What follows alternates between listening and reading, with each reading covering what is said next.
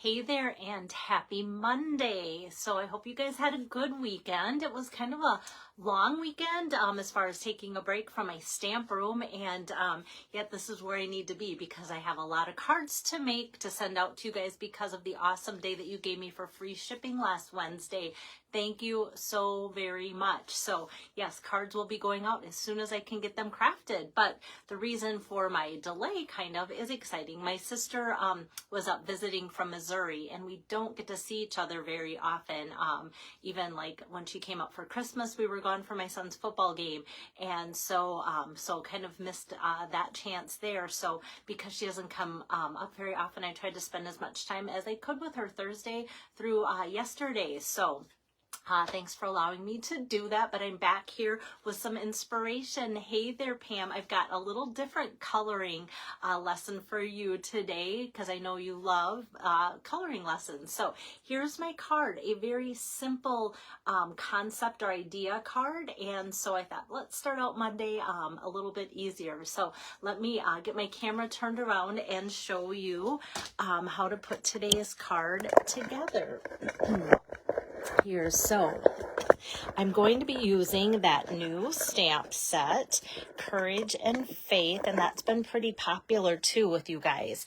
And I kind of overdid it on my sample, so hopefully when I make the card for you guys, it's not too bad. But the camera's actually picking up more pink than I thought, but you can see the glimmer, shimmer, shine on it because I added quite a bit of Wink Stella when I was trying to just do some nice watercolor look. So so sometimes mistakes turn out okay. Sometimes you just kind of have to start all over.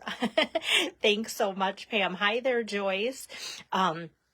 So the Courage and Faith here has some great Bible verses as well as some little like floral swag images and just some extra pieces there too. And that is found in the new annual catalog here on page 72. So that's where that's found. I kind of can't bring it over too much because I've got this fun paper blocking my way. But actually here, let me get my fingers here released, and then I can do that with my fingers. Okay, because I think that these two actually pair up really well together. So this is the one I'm using. This is one that I've used before.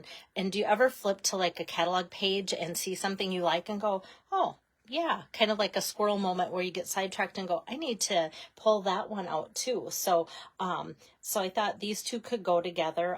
Like some of these could be outside images like I'm using today, and some of these could be inside images. So the two can work together really well. And then I love it when they give us some great samples here.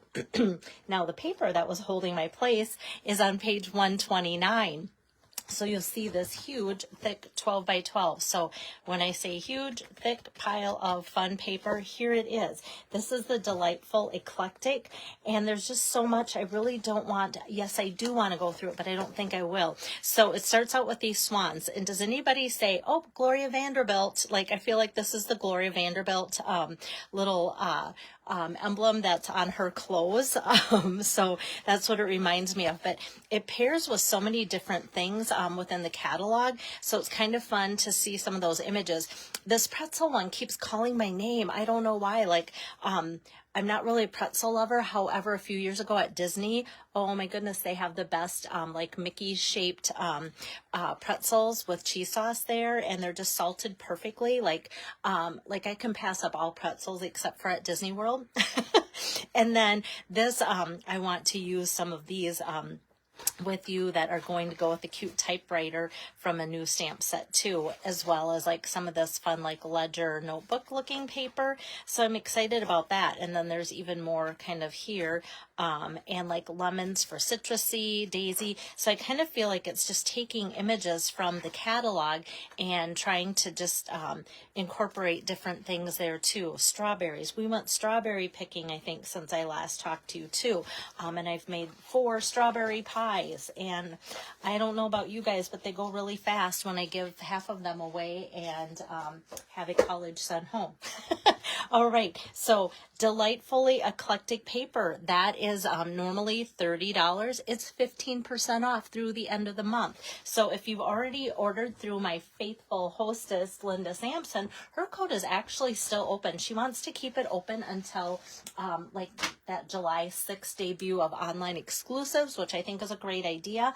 And if you've already ordered, I'll be getting those cards out to you. But then I just have my ongoing host code here. So I thought, well, let's make up some cards to bring some more people on board with some cards that they can receive in the mail from me and give you guys some more ideas, because that's usually what my goal is to give you guys ideas. Hi there, Barb. All right, so let me get started on today's quick and simple card. So from that big stack of paper, one thing that I do want to let you know, it's, when you think $30, but 15% off, but still, like if you like this sheet of cute little floral tulips and go, oh, that's so cute. What I love about it, you get 4 pieces of this 12 by 12 paper. So that's why it's such a big pack. So it's kind of like getting 2 of, like if you love designer series paper like I do, I usually order 2 of whatever I'm ordering. And so I only had to get 1 of these because everything in it for the images are double. That's what I was trying to say. I just needed to spit it out. Okay, so my card base today is going to be Misty Moonlight. Misty Moonlight makes me happy. I'm so glad that Stampin' Up! Brought this color back in. As much as I love all the blues and Night of Navy, this Misty Moonlight is just a fun one. And so then I just cut a piece of that Delightfully Eclectic paper that's 4 by 5 1/4, so that just pieces on there perfectly. And then this basic white's going to go on the inside. So let me start with getting out the Scalloped Contours dies. These have been around for quite a while, and it pairs up with the Scalloped Contours stamp set as well. And so a lot of you go, oh yeah, now I know which one you mean. So you can definitely tell which die I'm using. It's the second largest there.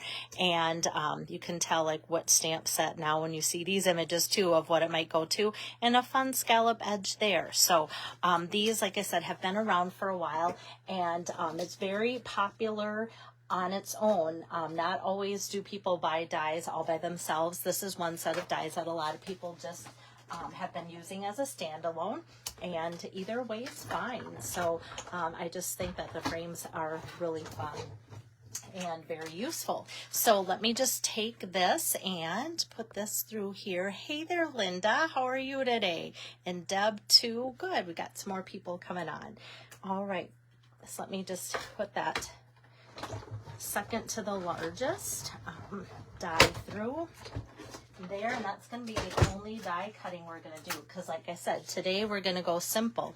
And let me actually take my camera and get it a little closer if I can maneuver this. Hey there, Jill. All right. Okay, so I kind of want to put it here so that you can get a good angle of what I'm doing. So from the Courage and Faith, what I did is took each of these well, you can see here, I kind of had a couple options. I could have done this or this, and then I had a few options of different greetings too. And so I decided to just take and lay these out so that I knew I was getting them all straight and lined up for you guys ahead of time. And putting them on one block is so nice, especially if you're like me and like to make multiples. And then I'm just going to take my Memento Black ink pad here and just kind of tap that. Sometimes I give it a little tap twist, and then I kind of pull it away to make sure, did I get all the images? And it looks like I did. So I'll cap that, and then I'll just put that here and line that up like so, and just kind of press that down firmly. Ta-da! And this is where I wish we had our Stamparatus still, for those of you that don't have a Stamparatus yet. But for those that do, you can go, oh yeah, I could totally see lining that up in my Stamparatus and making a whole bunch. So what I want, like my purpose here, like I want to send this to an older lady in our in my church, and I thought, oh, this would, if I have to make that for her, not have to, get to, want to, then it's time for me to just be able to transport this idea to you guys through this video so that you can see what I'm up to. So I thought, oh, it's a perfect card just for somebody that needs some encouragement. So what I'm going to do is do some watercoloring on this. I have not done watercoloring for a while. So my old olive, I'm just going to give that a squeeze. And you can kind of see here, then the ink transports into that inkwell. And I'm going to get out my watercolor painter, or my water painters, that's in the annual catalog here. And these leaves aren't very big, and I should, you know, if I wanted to stay in the lines, I should have grabbed the smallest tipped one, but I'm doing the medium tip one here, and I'm just squeezing some water to get some water to go in there and kind of spread that out, because I kind of want to spread it out so that my leaves don't get too dark. But what I also, kind of why I went with a thicker brush, is I did on purpose kind of want to get a little bit of accidental overflow so that this does look like there is some like watercolor look. And I think watercolor images often go out of the lines, or sometimes they don't even stay completely in the lines either.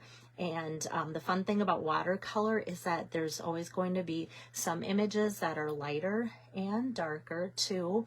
And this is just the old olive, but I'm going to get different colored leaves that are lighter and darker based on that too. So you can tell, like, it's not perfect, you know, pretty close. I mean, the goal is not to make it look like my grandkids did it, although they're getting pretty good. But to kind of give it a natural look. And then next, I'm going to open up my crushed curry. Same thing, give that a squeeze and open that up. But now the difference that I'm doing is I'm going to take some Wink of Stella that I've X'd my cap. So then I know with that X on there that I filled this up with water, and I showed you that technique not too long ago, maybe even last month or the month before, and I kind of give that a squeeze here into my ink that's in my little cover well here. And then as I take that and then pick up some of that, I'm just going to go over these leaves. And there again, some might look like they're different colors, you know, brighter, thicker, less color. Whoops, I want that one to be pink. Oh well, we'll see what that does. I was concentrating and not thinking where my ink was going. All right, I wanted my smaller flowers to be yellow and leave my bigger ones to be pink.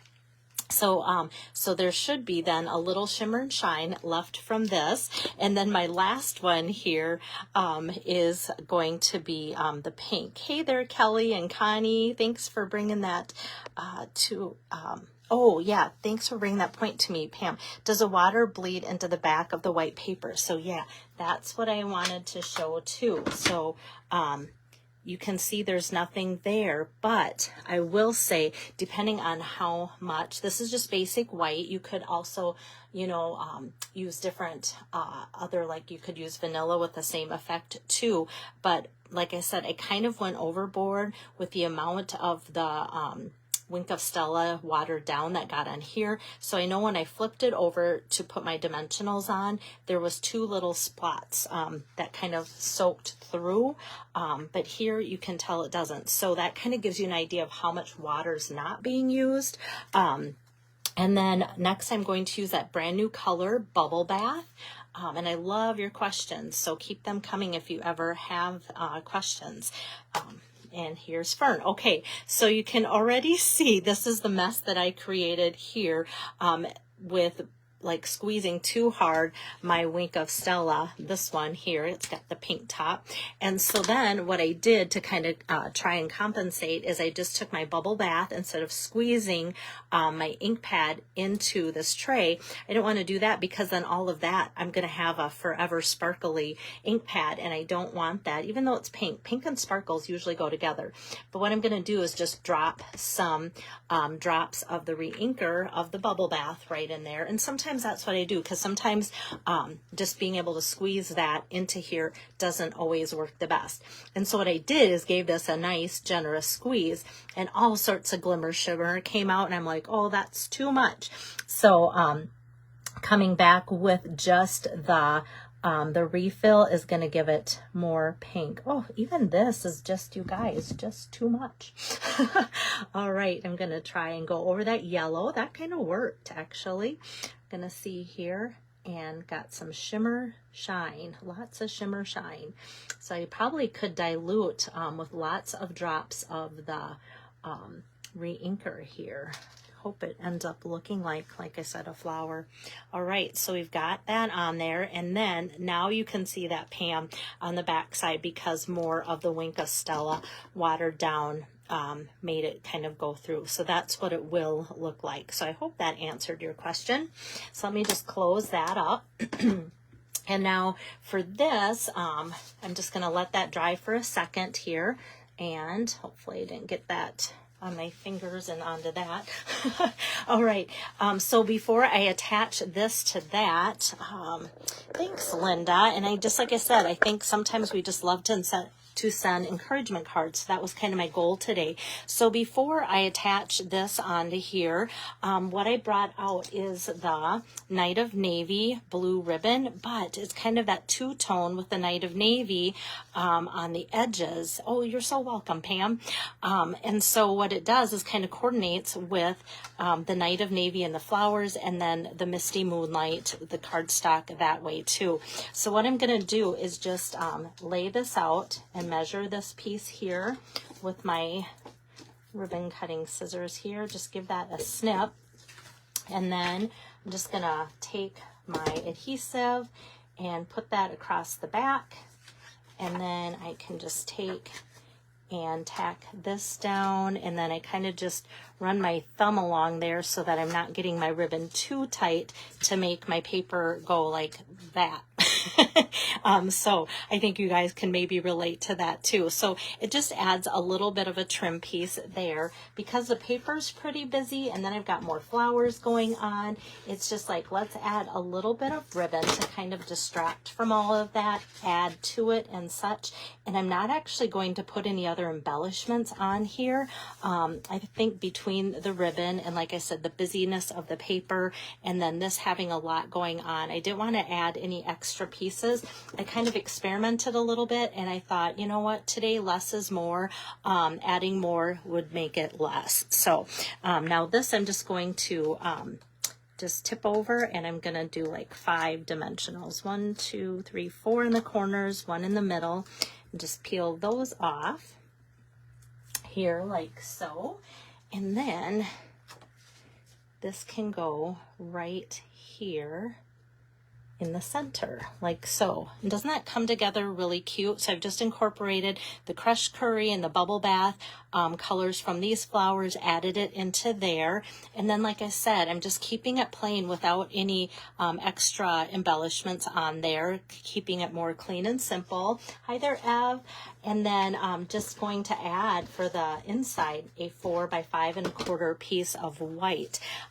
That way people that are receiving this card from me for using my June host code are just going to get a card that's totally usable. It might be for encouragement, and then it could be just even for sympathy or something like that. So having that be totally blank in the inside can make those that get it to use it for however so they need it.